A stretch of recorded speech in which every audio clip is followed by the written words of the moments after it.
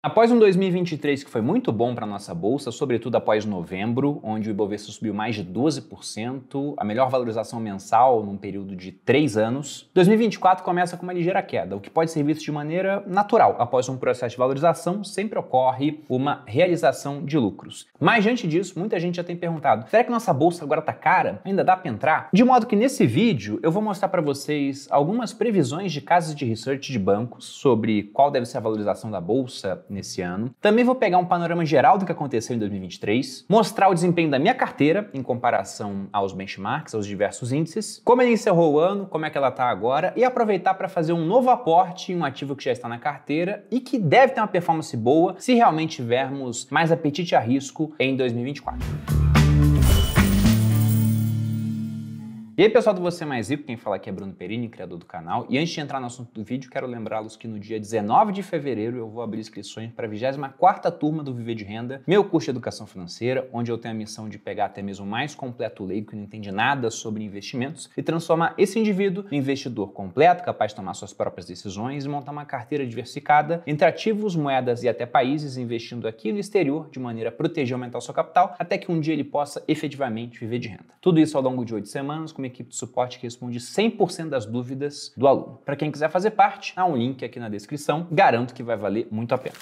Agora, voltando ao assunto do vídeo. O primeiro ponto é falar sobre 2023. Então, o que vimos principalmente no final do ano, que foi em si um ano positivo, mas muito por conta do seu final. Se a gente volta até novembro, nós veremos que o desempenho do Ibovespa foi de 12,54% de valorização, a maior alta mensal num período de 3 anos. E aí, em dezembro tivemos um outro mês positivo, o que levou o Ibovespa a bater seu recorde histórico, chegando nos 134 mil pontos, e encerrar o ano com 22,28% de subida. E aí, olhando ao longo dos 12 meses, nós tivemos, como você pode ver nesse gráfico que está na sua tela, 8 meses positivos, representados pela cor azul, e 4 meses negativos, representados pela cor vermelha. Mas isso de ter mais meses positivos do que negativos não dita a valorização, tendo em vista que você pode ter um único mês negativo, por exemplo, mas muito forte. Dentre os meses negativos, vale a pena observar que nós tivemos dois que foram realmente muito fortes. Um com uma queda de mais ou menos 5%, agosto, e outro com uma queda que passou de 7% em fevereiro. De modo que se a gente for pegar a performance acumulada ao longo do ano, aí nós veremos realmente a importância do mês de novembro. Nessa outra tabela que eu estou colocando na tela agora, onde nós temos o resultado mês a mês e depois a rentabilidade acumulada na coluna seguinte, veja que nós começamos com uma subida em janeiro de 3,37%, a queda muito forte em fevereiro de 7,5% praticamente, o que deixou a performance acumulada em menos 4,38%. E aí, olhando a performance acumulada até outubro, veja que até aquele mês, que foi um mês negativo, uma queda de quase 3%, o Ibovespa tinha de performance acumulada, ao longo de um período de 10 meses, apenas 3,11% de retorno. Ou seja, até esse ponto seria um ano muito medíocre, em que a bolsa perderia por muito para o CDI. Mas aí nós tivemos novembro com valorização de 12,54%, acumulando em 16%, e um bom dezembro de 5,38%, deixando a performance nos 22,28% que falamos anteriormente. E esse resultado, ele foi o melhor da nossa bolsa desde 2019, ano em que ela subiu 31,58%. Estou colocando um outro gráfico na tela, veja que, desde então, a nossa bolsa não tinha subido tanto. E aí você pergunta, caramba, mas o que aconteceu em novembro, afinal de contas, para que a gente tenha tido um desempenho tão bom? E aí vale a pena frisar que não foi só a bolsa brasileira, mas diversas bolsas pelo mundo, porque em novembro nós tivemos queda de juros longos no mercado americano. A Fed Funds Rate, a taxa de juros de curto prazo, equivalente à nossa Selic, ela permanece inalterada, com expectativa de queda para o começo desse ano, ainda no primeiro semestre, alguns fazendo apostas de primeiro trimestre. Mas o que ditou a subida de novembro foi a queda da taxa de longo prazo, que teve um impacto muito positivo nos mercados de risco no geral e também para os países emergentes. Um outro ponto muito interessante é notar o quanto o investidor estrangeiro mandou de dinheiro para a nossa bolsa ao longo de 2023. Se a gente pega, por exemplo, o mês de novembro, arredondando para baixo, foram 21 bilhões de reais que entraram na B3, fruto de investimento estrangeiro, o que representa quase metade daquilo que recebemos no ano, porque ao todo de 2023 nós recebemos 45 bilhões de reais. Ou seja, quase que metade disso veio apenas de um mês, ao mesmo tempo em que os juros de longo prazo dos Estados Unidos caíram. E vale destacar que, embora esse tenha sido um resultado positivo, ele ainda foi 55,5% menor do que o resultado do ano anterior. Mas mesmo assim, para destacar como foi um ano bom, da série histórica, e esses dados são medidos desde 2004, ou seja, temos praticamente aí quase 2 décadas de dados, e 2023 foi o segundo melhor ano de investimento estrangeiro financeira na B3. Além desses catalisadores externos, queda de juros de longo prazo, investimento estrangeiro, também tivemos um catalisador interno, que foi o início da queda de juros aqui no Brasil, com a reunião do Copom feita no dia 2 de agosto. Desde então, a taxa Selic, que estava em 13,75%, caiu 2 pontos percentuais, com previsão de novas quedas agora para 2024. Esse movimento ajuda a Bolsa através de dois aspectos. Primeiro, pensando nos investidores pessoa física. Com o tempo e juros mais baixos, eles acabam migrando de investimentos de renda fixa, indo atrás de investimentos de renda variável, aumentando o seu apetite a risco. Essa demanda dos investidores por mais investimentos de renda variável costuma levar preços para cima. E um outro ponto é através do próprio resultado das empresas, que podem ser impactados com menor despesa financeira, aquelas empresas endividadas que tinham dívidas ligadas ao CDI, aquela taxa que fica sempre muito próxima da Selic. Quando a Selic cai, o CDI cai também, eles têm menos despesas financeiras, apresentando uma última linha, um lucro maior, ou um prejuízo menor no caso de algumas empresas varejistas, por exemplo. E o outro ponto é que com juros mais baixos, há mais procura por crédito, e esse crédito muitas vezes acaba em consumo. Com esse consumo aumentando, as empresas costumam vender mais, o que também ajuda na linha de maiores faturamentos, maior EBITDA, também aumenta o lucro, de modo que essa queda de juros também tem um poder para alavancar a nossa bolsa. Como já mostrei aqui em diversos vídeos, onde a gente pega correlações, lembrando que correlação nem sempre é causalidade, mas nesse ponto há um aspecto de causalidade sim, onde nós analisamos o ciclo de queda de juros e movimento da bolsa, e costuma ser um movimento positivo. Lembrando que esse movimento em si só foi possível porque nós tivemos uma inflação controlada no ano de 2023. Pegando o IPCA acumulado durante o ano, nós chegamos ao nível de 4,68%, dentro do teto da meta do Banco Central, que tinha a meta em 3,25%, mas com 1,5 pontos percentuais de tolerância para cima ou para baixo. Então a tolerância era até 4,75%, conseguimos ficar dentro da meta. Destaco aqui na tela o gráfico mostrando a variação mensal do IPCA e mostrando que além desse controle de inflação no Brasil, outros países também estão chegando em níveis de inflação adequados segundo as expectativas e as metas dos seus bancos centrais, como por exemplo os Estados Unidos. Até por isso, o que se estima para 2024 é queda de juros de curto prazo, a Fed Funds Rate nos Estados Unidos, o que também tem poder para alavancar as bolsas, inclusive a própria expectativa de que o ciclo irá começar mais cedo, veja, ele não começou ainda, é apenas expectativa, já tem poder de alavancar resultado de bolsas. E se a gente pega o resultado da Bolsa Americana, ele também foi muito bem. O principal índice, o S&P 500, subindo 24,2% e chegando próximo ao seu recorde histórico, e o Nasdaq, o índice de tecnologia, subindo incríveis 43% em um ano de aumento de juros nos Estados Unidos. O que, comentando agora, muita gente fala, as Big Techs têm muito dinheiro, esse dinheiro em caixa, ele está rendendo juros agora e antes não rendia. Mas antes do movimento, quase todo mundo olhava para isso e falava, olha, vai ser um ano em que você vai ter desvalorização dessas empresas que têm múltiplos muito altos, porque afinal de contas, o preço do dinheiro está mais caro. No entanto, elas se valorizaram e não foi pouco, foi muita coisa. E com isso aproveito para lembrar que na segunda-feira agora, para aquele brasileiro que mora no exterior, quer investir, mas não sabe como, porque já deu saída fiscal aqui do Brasil, ou deveria ter dado, porque já está lá fora há mais tempo, mais de 12 meses, então não consegue investir aqui, não sabe como investir lá fora, nós temos um curso muito bom chamado Viver de Renda no Exterior, está indo para a terceira turma agora. O NPS das duas turmas anteriores foi altíssimo, acima de 90. Para quem trabalha com NPS sabe como é difícil atingir esse tipo de métrica. Já tivemos alunos de mais de 42 países e nesse curso a gente tem um objetivo específico, que é pegar você, brasileiro ou falante de português, tem muitos alunos de Portugal, que quer aprender a investir de maneira internacional, de qualquer lugar do mundo, como eu disse, já foram alunos de 42 países, entendendo como funciona a parte de impostos para o seu caso específico, para que você não venha a ter problemas. Porque o que mais acontece com o brasileiro é que ele sai do Brasil, fica mais de 12 vezes fora, deveria ter dado a saída definitiva, ele não faz isso, continua investindo aqui, investe lá fora, e quando vai ver a parte de imposto, ele vai ser obrigado a pagar imposto nos dois locais, de maneira que esse investimento não dará resultado, ele vai dar problema. Então, para você aprender como fazer isso da maneira legal, certa, e como montar uma carteira eficiente para colher os resultados do seu investimento, dê uma olhada no que a gente separou no Viver de Renda no Exterior. Como eu disse, inscrições começam na segunda, e mais detalhes da oferta você pode ver aqui abaixo. Feito esse comentário do ano 2023, vamos dar uma olhada agora em como a minha carteira se comportou nesse ano. Para isso, eu já estou aqui com a aba do My Profit aberta. Veja que ela está mostrando 2024 aqui, o mês de janeiro. Então, em janeiro, estamos com R$ 676.923 investidos nestas 10 empresas, pegando aqui a maior posição, Bradesco, que é praticamente quase o dobro, vamos colocar assim, da menor posição, que é B3. Aqui na parte intermediária, Transmissão Paulista, Banco ABC, Sanepar, Semig, SLC Agrícola, Copasa, Klabin e aqui a Engie. Se a gente separa por setor, nós vemos que são 5 setores que compõem a carteira. Elétricas, o maior peso, quase 1/3 da carteira, depois bancos, saneamento, que foi responsável pela maior parte da subida da carteira em 2023, commodities e financeiro. Lembrando que aqui eu botei já janeiro de 2024, mas se eu colocar dezembro, como faz pouquíssimo tempo, não temos tanta diferença assim em termos de performance. A diferença é que eu estava com mais dinheiro, né? Porque o Ibovespa agora está em queda, a carteira ela acaba acompanhando o índice, ou ganhando ou perdendo, depende do momento, né? Mas eu vou mostrar como é que foi o ano depois em comparação ao Ibovespa. Só que antes disso, vamos dar uma olhada aqui na nossa posição detalhada. Na posição detalhada, eu vou voltar para dezembro, nós temos o desempenho dos ativos em relação ao meu preço médio, ou seja, o custo que eu tive para comprar cada ativo. Aqui nós não contamos dividendos. O que eu quero mostrar para vocês é que dos 10 ativos em carteira, 8 tiveram 2023 positivo e apenas 2 tiveram 2023 negativo, sendo que a queda foi pequena, menos 1,62% na SLC Agrícola e menos 5% em CEMIG, lembrando que CEMIG teve todo aquele rolo de uma possível federalização, ou seja, o governo de Minas passando o CEMIG para a mão do governo federal. Se isso vai acontecer ou não ficou claro ainda. Se não acontecer, o preço deve se recuperar. Se acontecer, possivelmente o preço vai baixar mais, né? Iremos acompanhar dados futuros. Agora, quanto aos outros nomes da carteira, movimentos bem positivos, com destaque aqui para saneamento, Sanepar subindo 47%, Copasa subindo 30%, e bancos, com Banco ABC subindo 39% e o Bradesco subindo 22,57%. Foram as 4 maiores subidas, sem contar dividendos, da carteira. Contudo, se eu for colocar dividendo, o resultado melhora bastante. Mas antes disso, só vou voltar aqui para janeiro para a gente ver como é que está nesse mês, se mudou muita coisa. Temos mais um nome negativo nesse mês, B3 caindo 1%, e CEMIG e SLC praticamente inverteram sua posição. CEMIG recuperou bastante o que tinha perdido e SLC caiu bastante. Provavelmente não olhei os dados, mas a SLC vai acompanhar o preço de commodities, né? Se a soja estiver caindo, por exemplo, a empresa acaba caindo junto. Agora indo para a parte de proventos. Eu vou mexer aqui no período para pegar os recebidos nos últimos 12 meses, porque a gente pega praticamente toda a existência da carteira, já que ela começou oficialmente no dia 8 de fevereiro de 2023. Então a primeira informação que ele me passa é o total no período. Ele coloca desde 3 de abril, porque eu comecei a comprar as ações para carteira em 8 de fevereiro, mas os primeiros dividendos caíram no dia 3 de abril. Então, de lá até o dia de hoje, dia da gravação, o que nós temos foram R$ 11.861,28 recebidos, o que representa um yield on cost, frente ao preço que eu tive para comprar esses ativos, o custo, de 4,61%.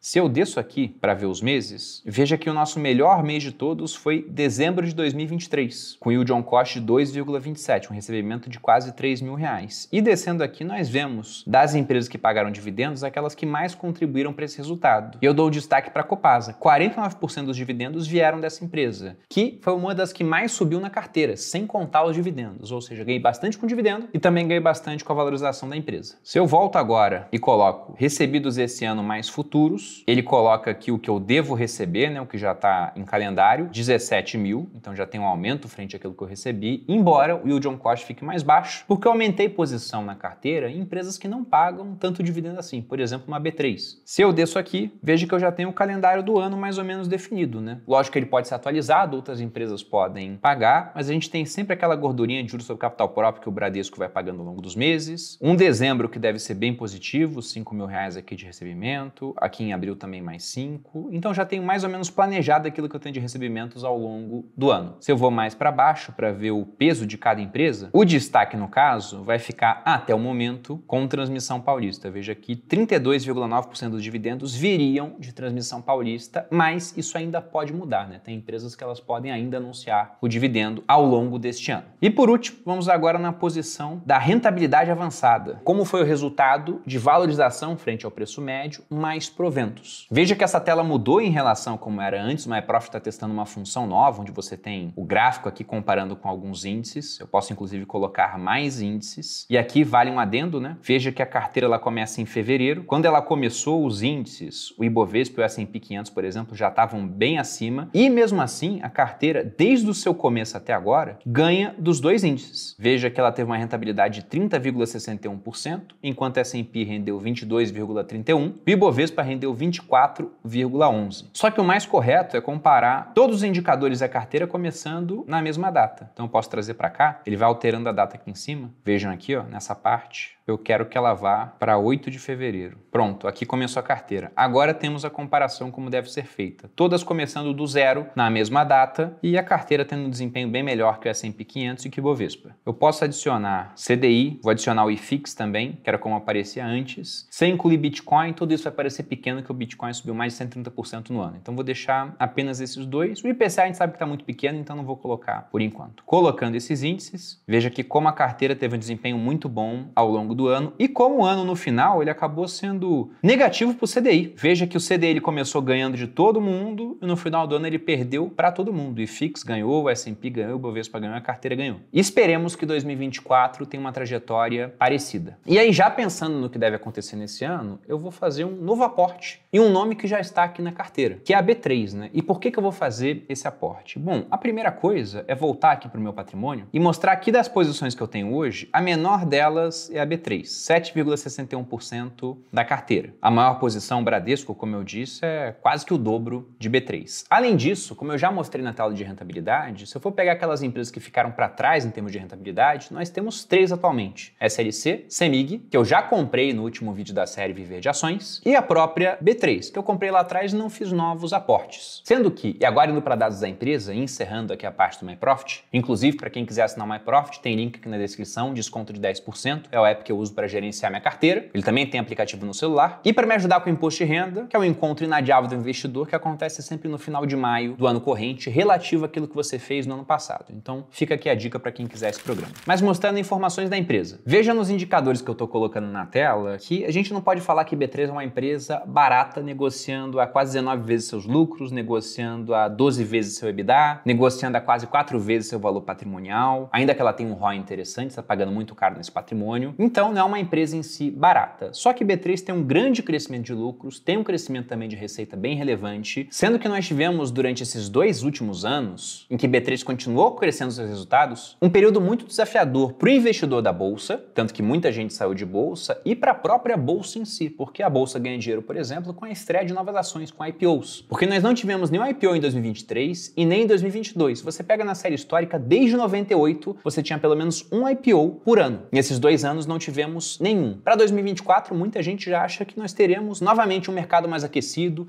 IPOs acontecendo. E se isso vier a acontecer, isso é bom para B3, aumenta os lucros de B3. Se o lucro aumenta e o preço não, esse indicador de preço-lucro, de preço EBITDA, ele tende a ficar menor. Nessa empresa que tem um crescimento bem relevante e tem certas vantagens competitivas, porque ela é a única bolsa que nós temos aqui no Brasil. De modo que você pode falar que a nossa bolsa é, entre aspas, um monopólio. Ou pelo menos um player dominante, porque ninguém compete com ela nessa área. Uma vez que não há um dispositivo legal que blinda a B3 de mais competição que pode chegar. Então por isso talvez não seja o melhor falar que ele é monopólio. Mas o que eu gosto de B3 de verdade é a vantagem que ela tem na aquisição de clientes. Eu já comentei algumas vezes que eu gosto muito de uma métrica. Na verdade, a divisão de 2 métricas que eu julgo muito importantes. Uma delas é o CAC, o custo de aquisição por cliente, como a empresa gasta para te transformar em cliente dela. E a outra é o LTV, o Lifetime Value do cliente, ou seja, o quanto de valor ele gera para a empresa durante o tempo de vida dele como cliente. Se eu me coloco como um exemplo, e é lógico que isso é uma evidência anedótica, né, estatística, eu sou muito mais exceção do que a regra, mas eu virei cliente da B3 com 18 anos e sou cliente até hoje com 35. E vou continuar como cliente durante os próximos anos, décadas. Eu espero que muitas décadas à frente. De modo que a B3 ela gastou apenas uma única vez para me adquirir como cliente e está me rentabilizando desde então. Sendo que o gasto não foi dela diretamente. Porque lá atrás, quando eu abri conta numa corretora para investir, abri na antiga Link, que depois virou a Rico, que é a corretora que eu uso até hoje, diga-se de passagem, uma delas pelo menos, o gasto de marketing foi da corretora e a B3 ela acabou sendo beneficiada por isso. Ah, mas eu vou abrir conta na corretora para comprar tesouro direto, vou comprar títulos públicos através deste programa do governo. Tá, a taxa de 0,2 vai para B3. Vou investir em fundo imobiliário, B3, ações, B3, fundo de infra, B3. Não vou comprar nada via bolsa, não vou comprar no mercado de balcão, tô comprando fundo setipado, que eu não gosto, diga-se de passagem. Não gosto de mercados com pouca transparência, mas o dinheiro vai para B3. Financiamento de veículo passa por lá também. Então tudo acaba caindo nesse grande ralo financeiro que é a B3, com custo de marketing baixo. Porque se você pensa, qual o valor que você teria que gastar para contratar Natália Arcuri, Thiago Nigro, Charles Vicks e os outros grandes influenciadores de finanças do Brasil, e mais as casas de research e mais bancos, para falar bem do seu negócio e tornar um cliente dele? Provavelmente muito dinheiro. A B3 consegue fazer isso de graça, porque todo vídeo que eu faço aqui mostrando investimento em ações, e com isso mais pessoas se interessam pelo assunto, acaba ajudando a B3. B3. E eu não recebo R$1 da B3 por isso. Não diretamente, né? Mas posso receber indiretamente se eu me tornar acionista da empresa. O que eu já fiz e pretendo continuar fazendo. Até porque, e a gente pode falar do que a gente espera para 2024, é um ano melhor para o mercado de capitais, fruto da já falada queda de juros que vimos ao longo do segundo semestre de 2023 e que deve prosseguir durante 2024, não só aqui no Brasil, a gente já pode estender para o mercado americano, com queda de juros se iniciando lá também, o que tende a aumentar o apetite a risco do investidor pessoa física. E aí, se a gente pega, a nossa bolsa, ela tem pouca participação em termos percentuais da população. Como você pode ver nesse gráfico retirado da própria B3, e aqui eu vou dar um zoom maior na parte dos países, veja que ele pega a Índia, China, Estados Unidos, os Estados Unidos nem compara, mas comparando com outros emergentes, a gente fica muito atrás. Até da Índia, que tem 3% do pessoal investindo em bolsa. Se aqui no Brasil a gente sair de 2% para 3%, estamos falando de um aumento de mais 2 milhões de investidores na bolsa. Isso é coisa pra caramba. Sendo que, além desse ponto de queda de juros, a nossa bolsa, ela ainda está barata. E essa é uma pergunta que o pessoal vive me fazendo. Poxa, subiu 20%. E aí, tá cara agora? Lógico que ela não tá tão barata quanto antes, porque antes, como você pode ver nesse gráfico, a nossa bolsa ela estava largada. Ela estava negociando em janeiro a 4,7 vezes seus lucros. Isso era mais barato do que o fundo da crise de 2020, da pandemia, mais barato do que o fundo da crise do subprime em 2008. A gente estava mais barato do que em todos esses pontos. Depois subimos 20%, de modo que hoje o indicador já não está em 4,7. Como você pode ver nesse outro gráfico, ele está em 7,9, o que já é mais caro, mas ainda continuamos mais baratos do que o fundo 2020 e mais baratos do que o fundo de 2016 no impeachment da presidente Dilma. A gente só está mais caro agora do que o fundo da crise do subprime, que aconteceu lá em 2008. Então veja que dá para falar que a gente está caro? Não dá. Até comparando com médias, nós estamos bem abaixo da média de PL da nossa bolsa. Como você pode ver nesse gráfico aqui, que pega bolsas de países emergentes, a média do Brasil eles colocaram em 10,9, a gente está em 7,9. Em termos grosseiros, estamos uns 40 e poucos por cento abaixo da média. Outros países também estão abaixo da média? Sim, o Chile está abaixo da média, a Colômbia está abaixo da média. De modo que a queda de juros americanos deve ser muito boa para mercados emergentes no geral, porque tem mais gente barata. Mas pode ser muito boa para o mercado brasileiro em si, porque aqui também tem outros fatores, como queda de juros interna, que vai ajudar o mercado a subir. E o quanto que a gente vai subir? Simplesmente é impossível fazer esse tipo de previsão, pelo menos de maneira assertiva. Você pode usar métodos, fórmulas, mas no final o que você vai ter é, no máximo, um chute educado. Só que, como essa é uma pergunta que sempre aparece, as instituições de banco, de corretoras, elas costumam se esforçar para colocar uma certa métrica. E se a gente pega as expectativas para esse ano, nós vemos alguns bancos colocando a bolsa no final de 2024 no patamar de 160 mil pontos, o que frente ao fechamento de 2023 seria uma subida de mais de 20%.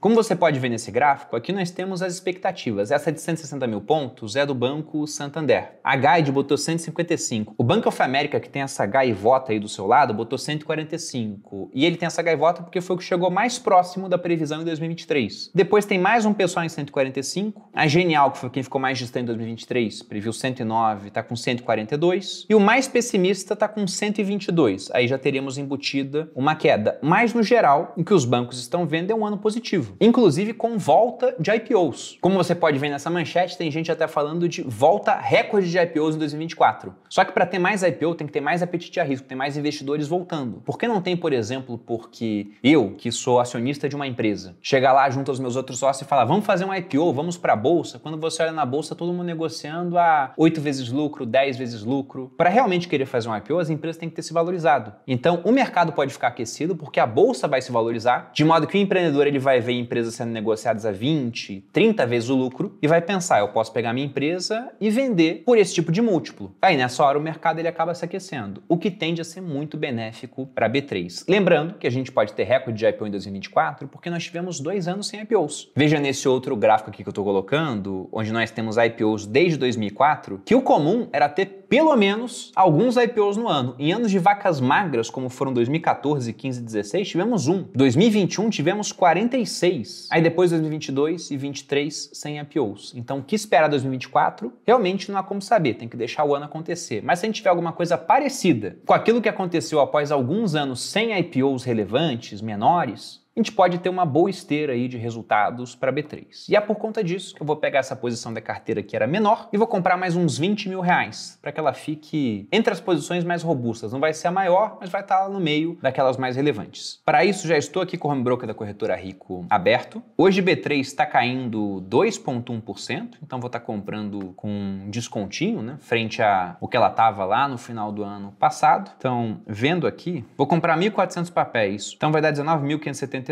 mais os emolumentos, preenche a assinatura eletrônica, envia minha ordem, deve estar aqui, ó, 1.400, vai demorar um tempinho para executar, porque entrou mais gente na minha frente aqui no book, mas daqui a pouco deve ser executado. Mas sobre isso, eu atualizo vocês no próximo vídeo, tanto da performance da carteira, quanto dos nomes específicos e mais um giro por aquilo que aconteceu desde então. Se você gostou desse vídeo, dê seu like, se inscreva aqui no canal para estar acompanhando sempre as séries. Eu fico por aqui, um grande abraço e até a próxima.